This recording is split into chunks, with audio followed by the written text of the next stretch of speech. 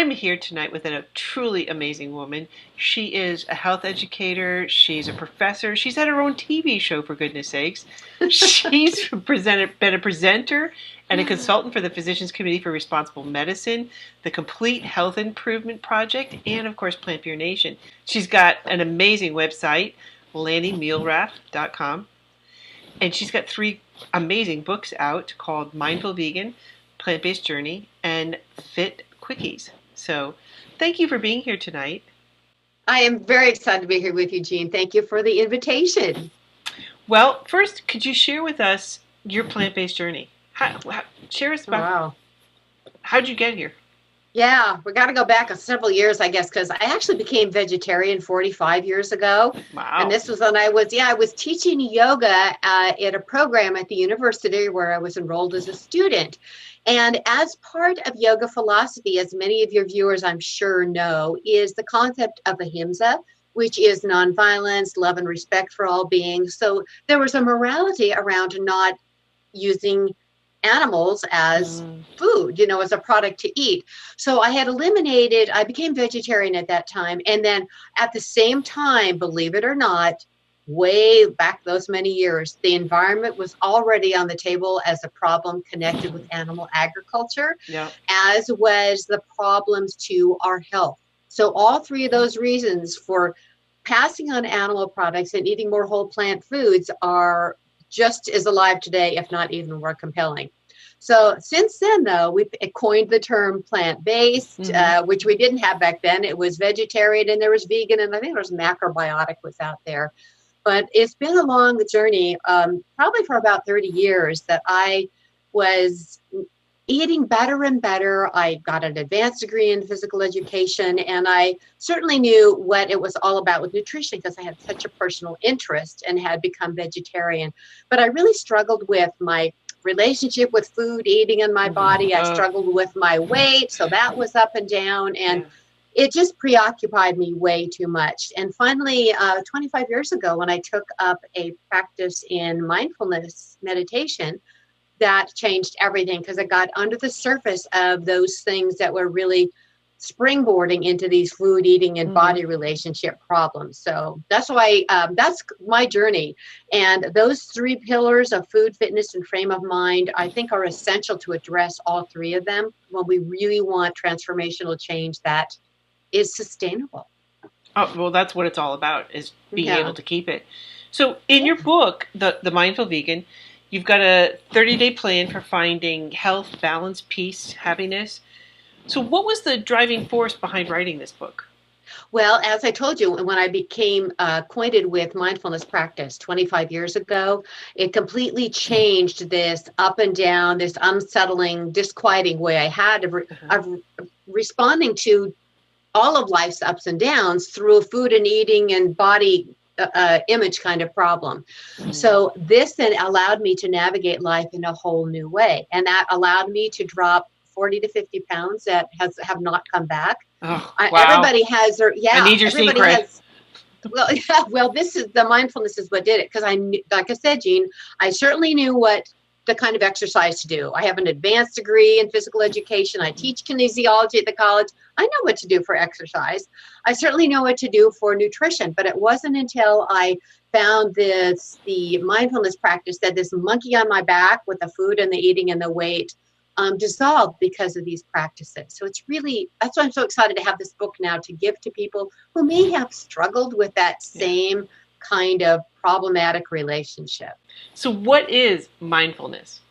Mindfulness is, want to hear my definition? It really puts it concisely because then we can apply it everywhere we talk. All right, mindfulness is a specific form of mental training, and it's a particular kind of awareness that you bring to your daily activities. Now, together, this leads to 2 things: reductions of reactivity. How much of our daily life are we just reacting to this and that? And it leads to the cultivation of positive brain states that are, by the way, endogenous to us, like calm, peace, equanimity, happiness, compassion, and love. They're all there. They've just gotten heaped over by lots of mental activity that distracts us from shining forth with our true nature. So tell me about your journey with mindfulness and how it changed your life. I really discovered the shift when I was on about my fourth day of a 10-day retreat. And I write about this in the Mindful Vegan too. When I first started studying this practice, I decided to go to a 10-day retreat to really learn it in an intense setting. And on these retreats, which you don't have to go to learn this, you can learn it from my 30-day book, but it was a 10-day silent retreat, Jean. So this means that it's just you and your thoughts and your body, and you don't read, you don't write, you don't communicate. The whole idea is to what's going on in here, not in a psychoanalysis way, Right. but in a let's get down under the surface of everything and settle in and see what reveals itself to us. And it was about day 4 of that retreat that I sat down to our meal in silence, as was tradition. And I just felt this grip in my neck, in my stomach, in my chest. And I realized, it just came to me as an insight, how much tension I had around food and eating. Now, I knew I had a food and eating struggle, but it was on a new level. It was like, how sad that this has been probably your experience for so long. Yeah. And I realized at that point, that's what I really wanted, was to restore a healthy, happy relationship with food, eating in my body, restore the pure joy of eating, and get off the diet merry-go-round. That's when I gave up diets as I knew them, and I instead turned to eating mindfully, which means being in connection with my natural hunger and fullness signals, which is a skill you can learn, and respecting that instead of all this outer angst and things from the outside of us. Okay. So what are some of the mindful practices that you recommend? As I describe it in the Mindful Vegan, I recommend that people do, for one, to do a daily formal practice. And because remember I said there's 2 parts to this. It's a specific form of mental training, right, and it's also a kind of awareness you bring to your daily activities. So you practice both of these to move your life forward in this regard. The specific mental practice is simply a way of sitting quietly. And you're probably familiar, most people are familiar with mindfulness practice, connecting you with the breath, that you watch, that you feel the breath. You know why that is? No. It's because the breath takes place in the present moment.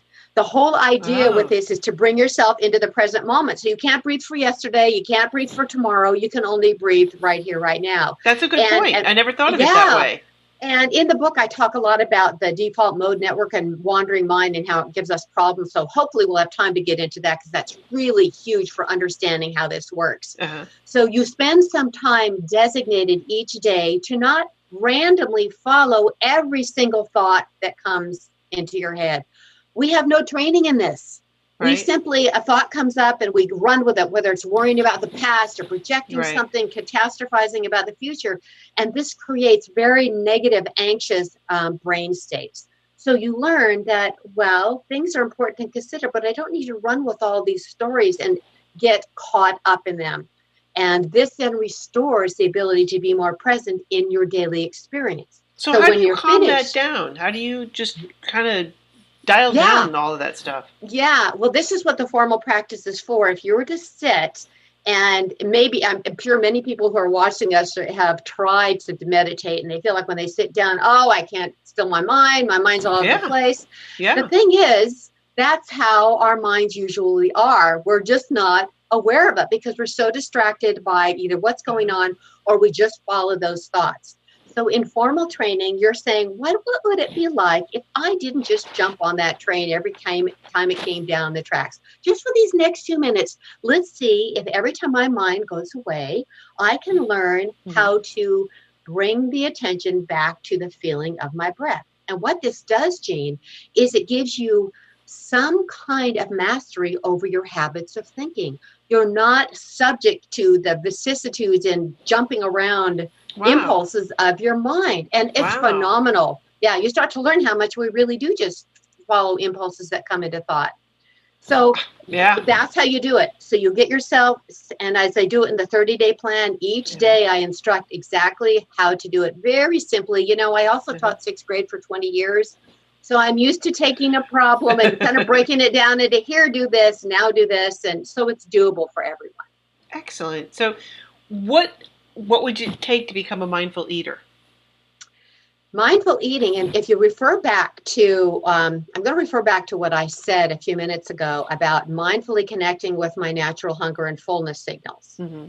Now, for a dieter, someone with a long, I would call myself a career dieter. So for 30 years, I would, got your credentials. For 30 Yeah. years, I would either follow a food plan or follow a prescription of how many carbs, fat, and protein to eat. I have journals that I still have in the back of my closet because it's just so sad. All the time I invested in how many grams of this I was eating, how many grams, counting calories, somebody else's Yeah. food plan.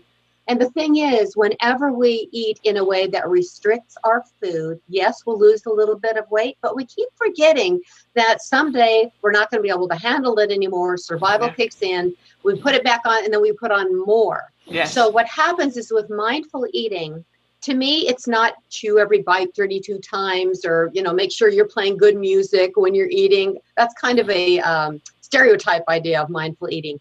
For me, it means how can I actually respect my body to understand when it is sending out hunger signals, right? What real food looks good, and how can I make sure that I eat enough of it so that I'm not cutting back, which backfires later, so that I'm not like eating too much because I'm not paying attention to my fullness.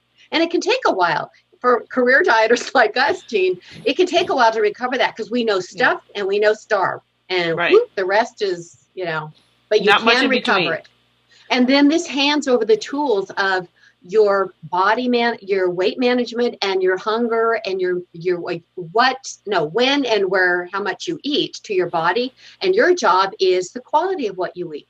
Mm-hmm. So this is a perfect match for whole foods, plant-based nutrition, because as we know, that gives you all the nutrition, it gives you all the fiber, and you're more likely to eat in a way that is a natural match for finding your naturally healthy body and weight, which is, by the way, what I prefer to say. I don't like to talk about weight loss anymore. I like to say, let's find our naturally healthy weight and invite that.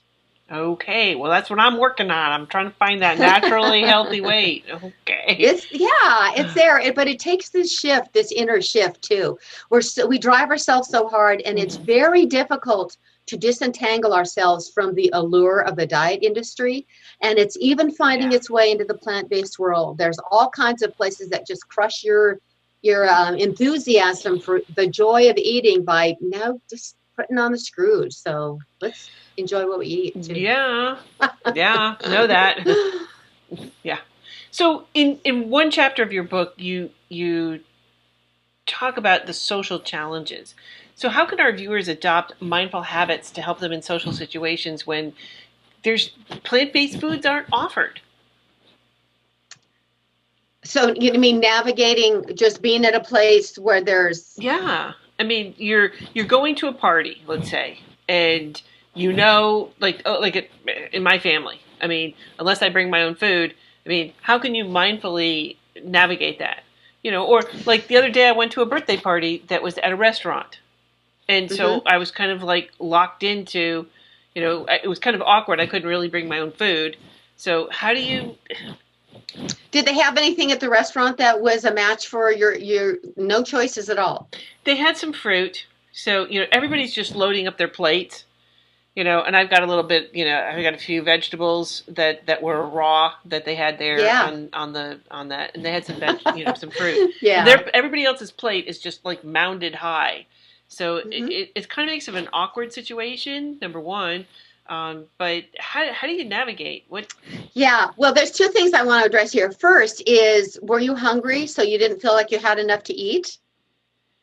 Was that a problem? I think watching everybody else eat, and seeing everybody else eat. Not that I'm past like meat. Yeah, no.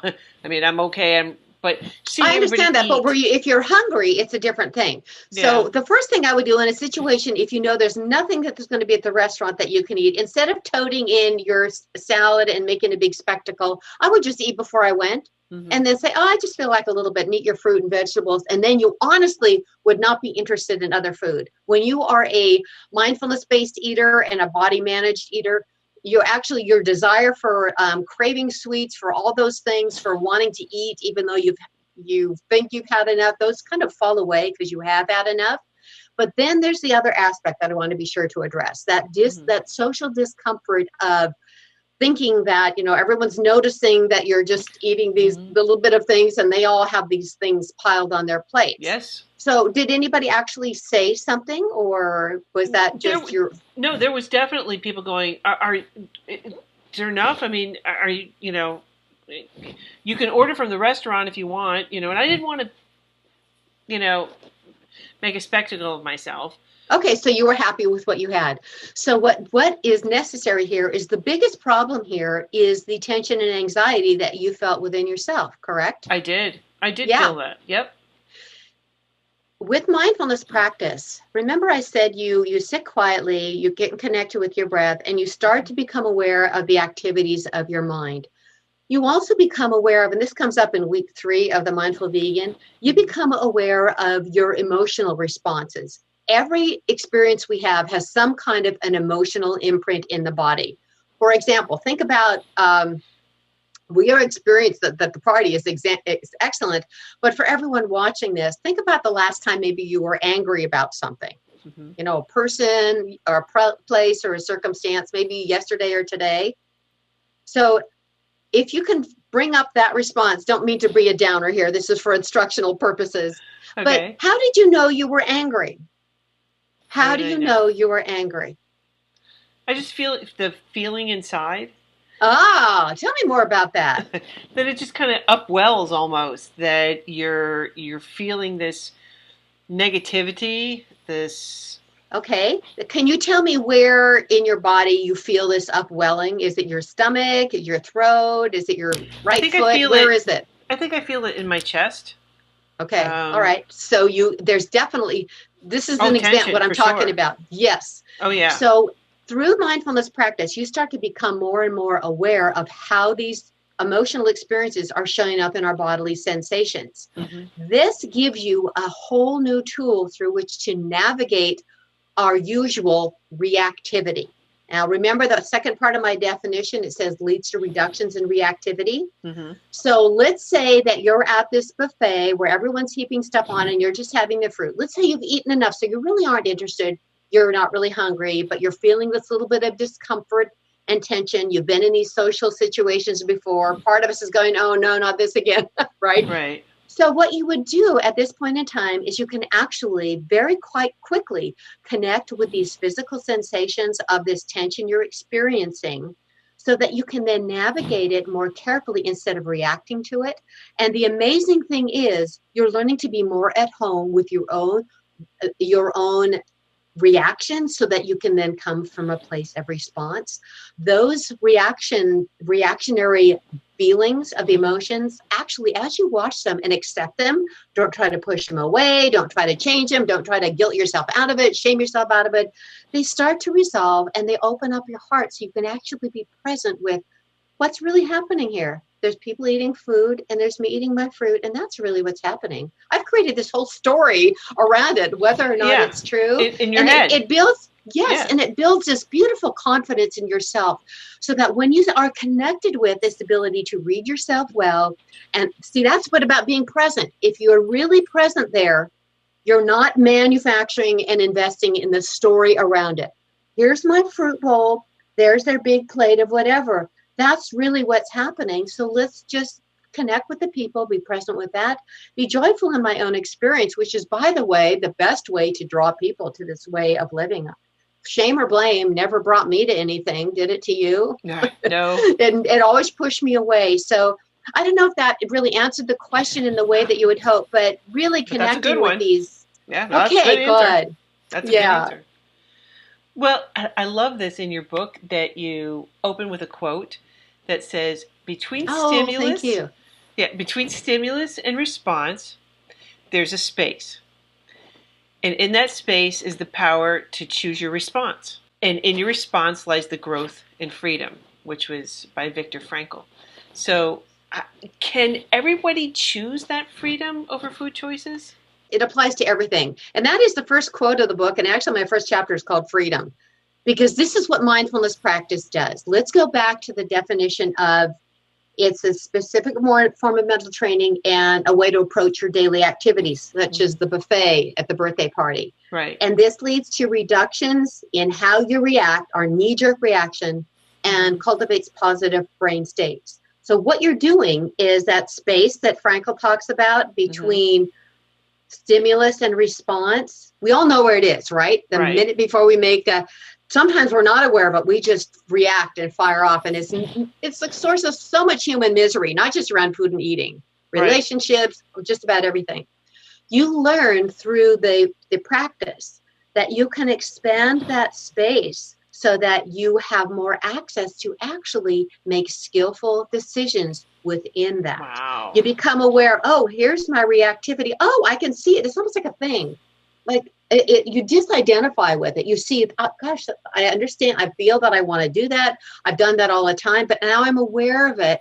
And this gives you the chance, the opportunity to find a more skillful response. That's what it's about, is skillful living, so that you can expand this natural calm and equanimity and happiness and not be always caught up in reactivity, which is so painful.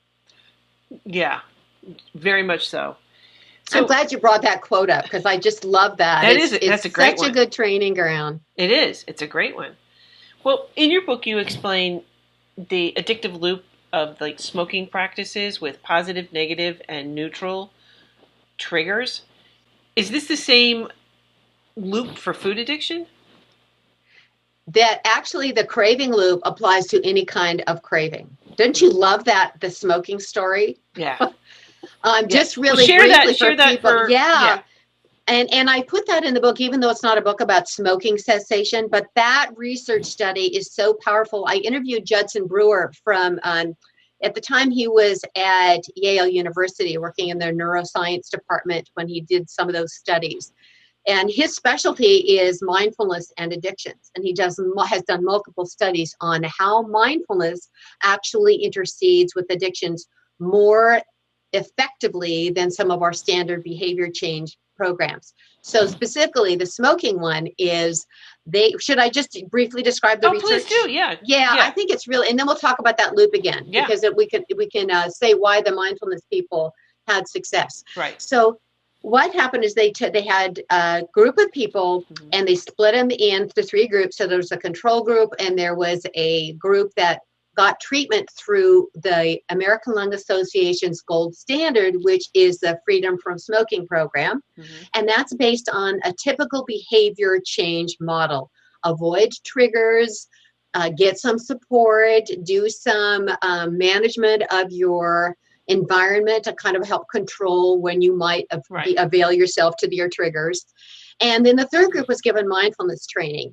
And what they were taught was just what I teach in the Mindful Vegan book, how to do a formal practice, how to also then grow that space between reactivity and response so that you can make a more skillful choice. And this is perfect because we just navigated the feelings of anger. Right. They were also taught how to navigate the feelings of craving. Craving has a feel to it. Oh yeah. For me, it's like you're leaning forward, you're reaching, you want, something has to snap so you can have this resolution. And they were taught how to bring more mindfulness into their day along with their formal practice. So what happened is 17 weeks post-treatment, all of the smokers in these 2 groups, the American Lung Association group and the mindfulness training group, everyone, by the way, smoked at least 20 cigarettes a day, and they all wanted to give up smoking. Okay. So it wasn't like they weren't doing this against their will.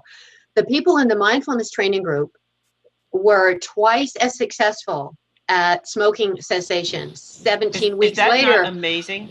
It's huge. So I do a whole presentation on this, and I show the how you intercede in the craving loop, which is what your question was, where mindfulness makes a difference. So in smoking, for example, there's either a negative trigger, like had a fight with your boss. There's a positive trigger, like I had a good meal. Those are both commonly associated. And there's also neutral triggers, like you're used to smoking when you get in your car. That's kind of neutral, but it's still wedded. It's a behavior that's wedded. And the same thing does apply to eating. There's negative, like I got in a fight with my boss. There's positive. I don't know. When I was out of control with my eating, it didn't matter what it was. Happy, sad, excited, let's eat about it. Because I had a hard time navigating those ups and downs. And then there's neutral, like I come home from work and I'm used to just grabbing this, or I go into the health food store, whether or not I'm hungry, but I'm used to cruising those chocolate covered almond bins. So you kind of go over there.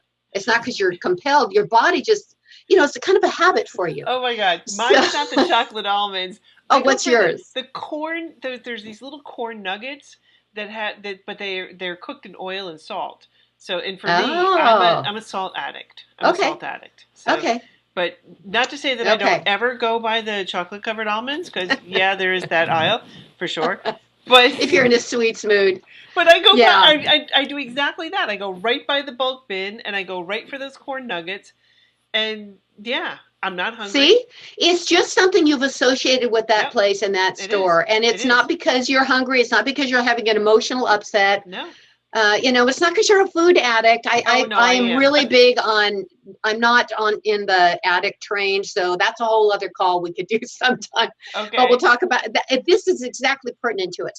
So we talked about, your original question was positive, negative, neutral. Right. And then we put the same thing in with the food. So let's explain how mindfulness intercedes compared to the usual, like freedom from smoking, but behavior change plans are also with food and eating. Weight Watchers probably like that. Avoid your triggers. Right. Make sure you. Right. So with the smoking, the first step is avoid the triggers. Well, here's the problem, Jean. Let's never have a fight with our boss or anyone again. Let's never have a good meal. Let's not get in our car. Okay, so we're good. That's the problem with food and eating too. You just can't control all the variables. Yes. You can certainly try to make some wise choices, but so once you have this trigger, then all of a sudden a desire will arise, whether for a cigarette or something to eat.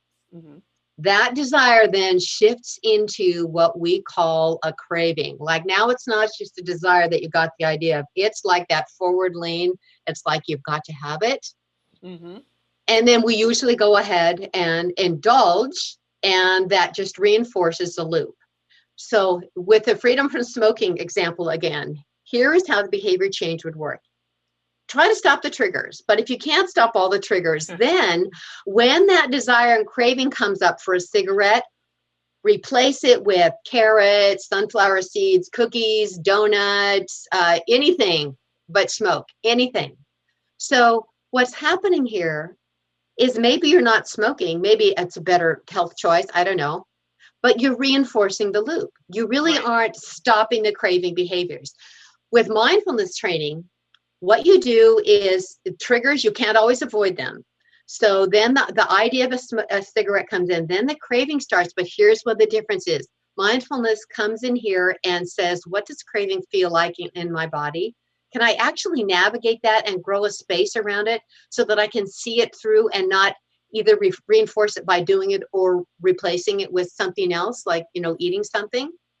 And this is what happened, is the smokers found that they actually were able to do that. That is amazing. Increasingly, and then it stops the loop. The same thing happens with food. So what happened with me is I decided that I was going to live mindful eating. So the first thing I had to do was make sure I stopped under eating, because I was always in the habit of trying to lose weight. Mm-hmm. And this brought up tremendous fear for me. I was so used to controlling every bite. I've got to count it. I've got to measure it. I've got to, heaven forbid, don't.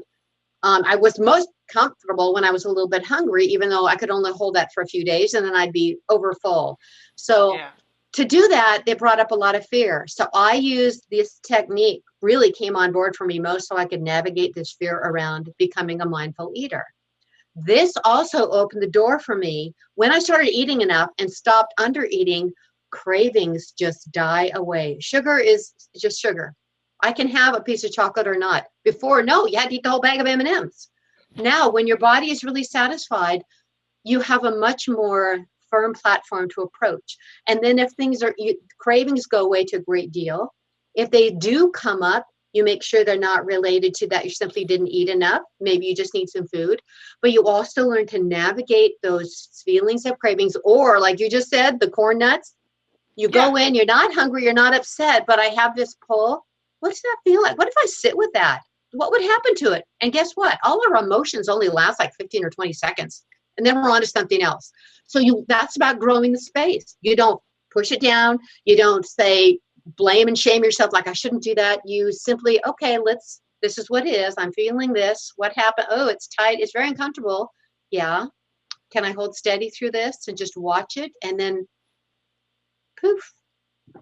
Then it goes away. But it takes the skill of that, doing a formal practice every day. Mm-hmm. You can't wait till the heat of the moment to apply a technique. It's best if you spend time every day, which is why I teach it in the book, learning how to navigate out of reactivity, of going with every thoughts, the corn nuts, how can I find that space? That reveals it to you. Gosh, your questions are great. Look at this.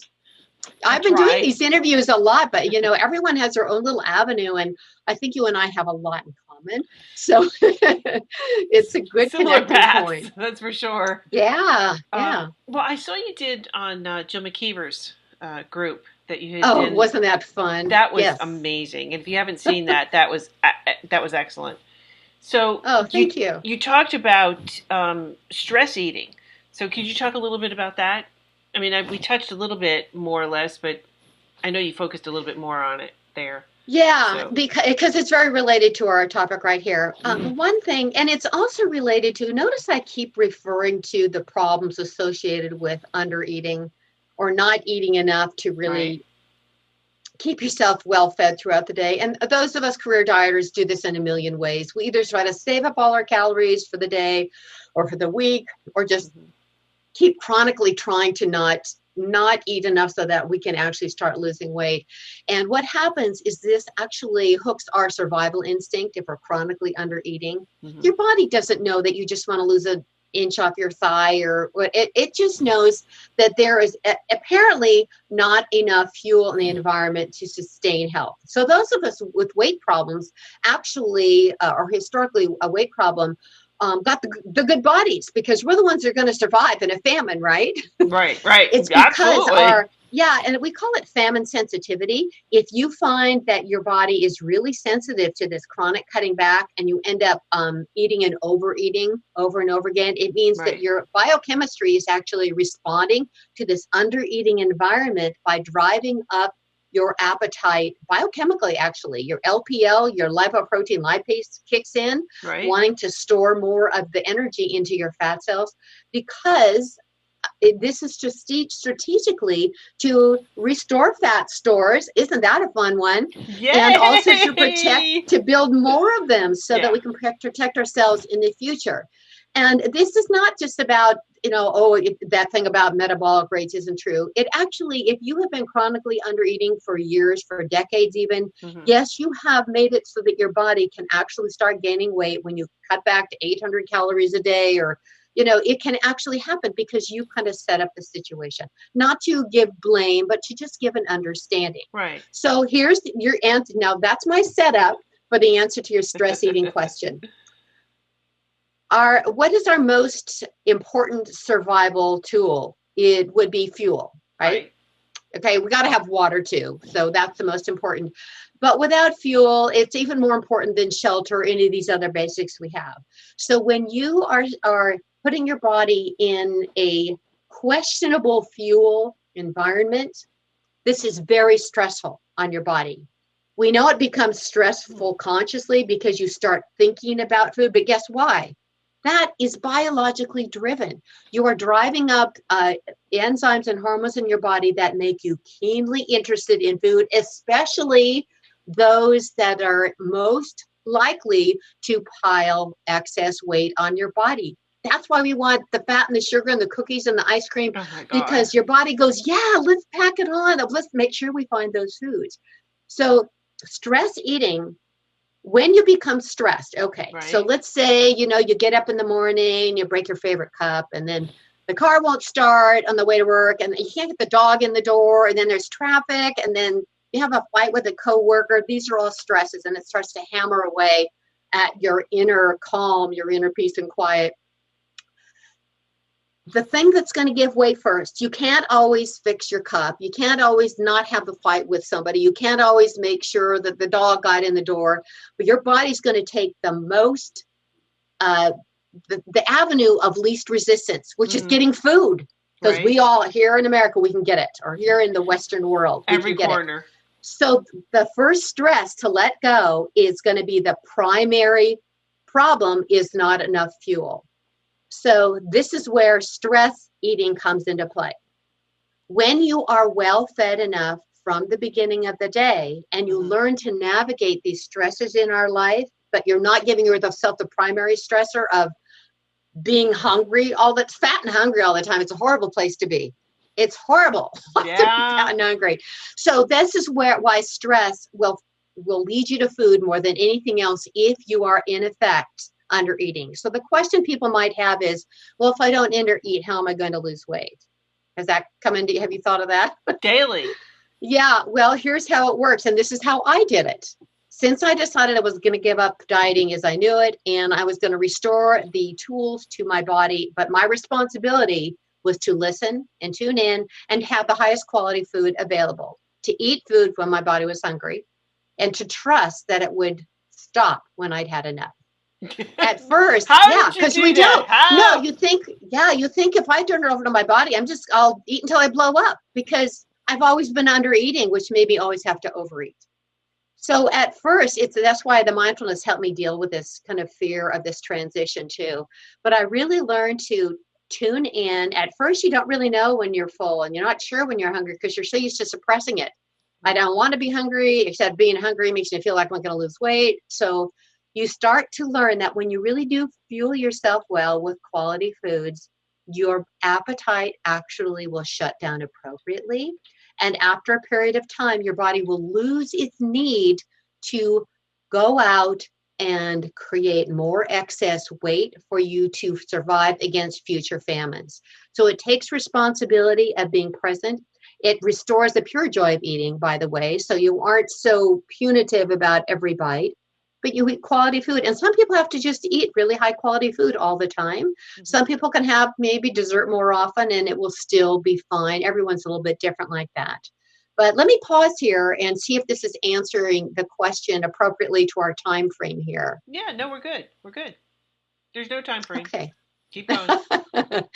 Well, it's just a tremendous point that is so huge. And this is what I coach people with a lot, is I just got to get off this diet thing. I kind of like the way you relate to things, and you obviously had success with it. So show me what to do.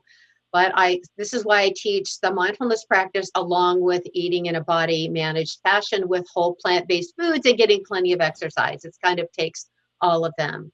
But it's such a relief to know that your body can actually manage this for you. And many people are still, yeah. I haven't gotten there yet. You also have to, it takes a conscious effort of listening to make sure that when you do get hungry, that you'll have good food available and that you eat it. In other words, you can't have, you're hungry and lunch isn't 2 hours, so you eat a piece of celery and try to gut it out. See, that's sending your body the message that there isn't food in the environment. So we better really be tuned in to something that's high calorie out there to store it on. Whereas if you have, if your breakfast doesn't get you through to dinner, if you have something substantial, a bowl of beans, some nuts and fruit, sometimes toast, it depends on you, how hungry you are. But you send your body the message that there's food and I can eat it and I don't have to worry about storing up more for later. And then maybe lunch will be smaller, maybe it won't. So you start to trust that your body, if you give it what it needs and treat it like the wonderful piece of work that it is and feed it well, we'll start to do this. But we have to get out of this controlling portions and meal timing with our heads. Yeah. Now, some people can do that. Some people can do their calorie counters the rest of their life. They're set on a schedule the rest of their life. And some of those people are also self-confessed obsessive compulsive. I've heard them say, I'm a compulsive person, so it works for me. And I'm not. I don't. that's not the kind of That's like energy I work. want to have around my food. So that's why it didn't work for me. Yeah. Well, what But about there's a binging? wonderful book by Jean Antonello that I'd like to recommend to everyone about directly about this. And it's called Naturally Thin. Hmm. And she has just come out with a new edition. She is the person I worked with at the same time I took up mindfulness practice about 25 years ago. And she's a nurse and she specializes in obesity and eating disorders. And in her school of medicine at Minneapolis, the teachings there was on adaptation, and she translated that to our bodies adapt to low food availability by going out and getting it as soon as possible at any possible time. Whereas if you have enough to eat, then you don't crave it. It's kind of like water. You know how when you don't have enough water, you really crave drinking it. We don't say we're addicted to water. We just drink more water, and then all of a sudden your body will let go of excess water Right. and it won't drive up your thirst as much. So that's a kind of an allegory for it. That's a But good that's a good point. companion book. She doesn't have the mindfulness there, except she does. She's been really supportive of my work. And now in her new edition, she even talks about plant-based eating because she wasn't a plant-based eater or any of that when I was working with her. But she taught me a lot about this, how to trust your body, which I weave into the Mindful Vegan. Wow. Well, what about binging? I mean, how does that work within mindfulness? Okay, this is I just got chills on my back.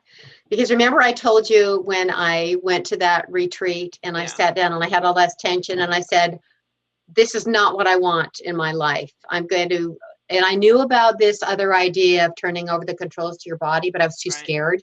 But I knew that the mindfulness practice is going to allow me to navigate that fear and create a new life for myself. I was never officially categorized as a binge eater, but I could certainly binge with the best of them. I knew how to eat beyond fullness, so you just feel terrible, but let's go have another bowl of ice cream. I know what that felt like. Since that moment, that has never happened for me again. Never. Really?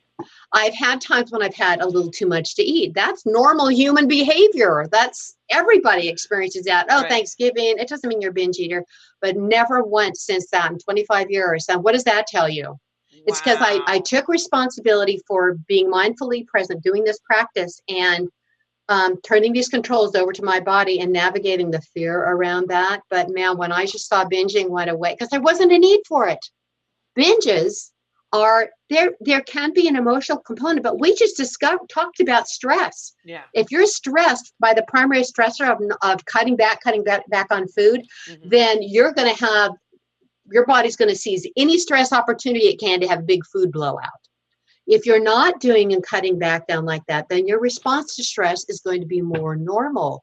Maybe you'll even lose your appetite. Maybe you'll even start crying or get mad, or it just I don't know, losing normalizes appetite. I things. don't think that's ever happened for me. No.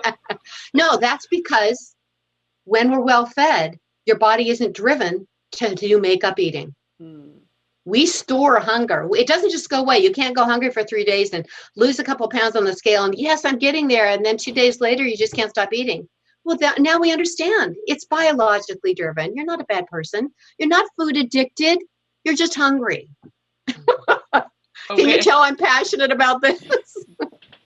Well, that's a good thing. I mean, to share these ideas and these insights to help people to understand. Oh, it's huge. It is. It is. Yes, huge. it's good news. It's good news, and there's responsibility that goes with it, and it takes a little bit of time in the process. But I tell you, some people take to this shift quite quickly and are just able to go with it and turn over the controls in a different way. And now this is what's great too, is diet books become boring. You're not interested in hearing about weight loss anymore because you're just living a happy, healthy life. And now you can look at all the time you get back. Yeah, right? So much time back without being God. When I think about how many times I had that little scale and you had to weigh everything and portion it out, it's like, seriously? And what does that have to do with your body's needs? No, it has nothing. It's like you're a lab experiment, but that's not being a human being. Right. So that was a good analogy. Well, you wrote 2 other books. One called Fit Quickies, and the other one is the PlantBased Journey. So tell us about those. Okay. Well, Fit Quickies, by the way, that was my first book. I guess 2013 it came out, and I have these series of quick exercises. They take 3 to 5 minutes, and you can do them anywhere, anytime. You can scatter them out throughout the day. And the idea was to give people effective muscle training exercises that you could do without a lot of special equipment, or you could pepper them in throughout the day. And this has now become a required text for a college kinesiology course that I teach, which is very exciting to me. Yeah, so students do the exercises, they send me videos, and I do critiques. So, but even then, Jean, even with that book, Penguin Publishing came to me and they said, we really want to do a book on your exercises. And I said, okay, well, I wasn't going to say no, but I said, it has to have 2 other things in the book. I have to be able to talk about plant-based nutrition, and I also have to be able to mention getting some degree of mastery over your habits of thinking is essential, or it's not an honest book. Right. You know, exercise books are useless, and you get this other stuff together unless you have all the other stuff together. And they said, fine. And now, as you know, the plant-based journey also included, now that was more about the nutrition, but I also had the key supporting players with exercise, and I introduced mindfulness there. And now book number 3, it's like this transformation trilogy, I'm calling it. Now it's the mindfulness piece, which was linchpin for me as evidence from this wonderful interview you're conducting. Wow. Wow. I mean, so and the 3 pieces together. I mean, it just it fits together. Yes. Well, it's like a trifecta. Ooh. Because I talk about a trifecta too. Yeah. So, but mine's a little bit different trifecta. So, but no. Anyway, but those are amazing. And if you are just joining us, do check out her books because they're incredible. So, thank you. Well, is there anything else you wanted to share with us tonight? Well, you've really done a good job of covering the basics of what this mindfulness practice can do for you, and also opening up the door. You can tell I'm very transparent about my experience, and hopefully this will have something to connect with someone who's viewing, who's maybe struggling with their weight, struggling with eating, struggling with stress eating, struggling with stress, period, and even being lost in reactivity. And, you know, as I say, and well, this would be a good point to close on, Jean, as I describe in the Mindful Vegan, that is, as it turns out, the research tells us that we spend about half of our time with our minds wandering. And we were talking about this a little bit earlier. Mm-hmm, you know, we're not aware of it, how much we're caught lost in thought about the past or the future. And as it turns out, without some kind of mastery over when our mind's wandering or when we're being present with something we're doing, we easily move our brain into hooking other neural activity that is connected with sadness, depression, cravings, addictions, obsessions. Wow. So if we're just letting our minds go, we go, what's wrong with a wandering mind? It actually does affect our sense of well-being because it covers up all that natural space within. So that's, I really talk about a lot in the Mindful Vegan, and big invitation to dive into that for happiness. So. Well, thank you so much for being here tonight. Yeah. Well, thank you. My pleasure.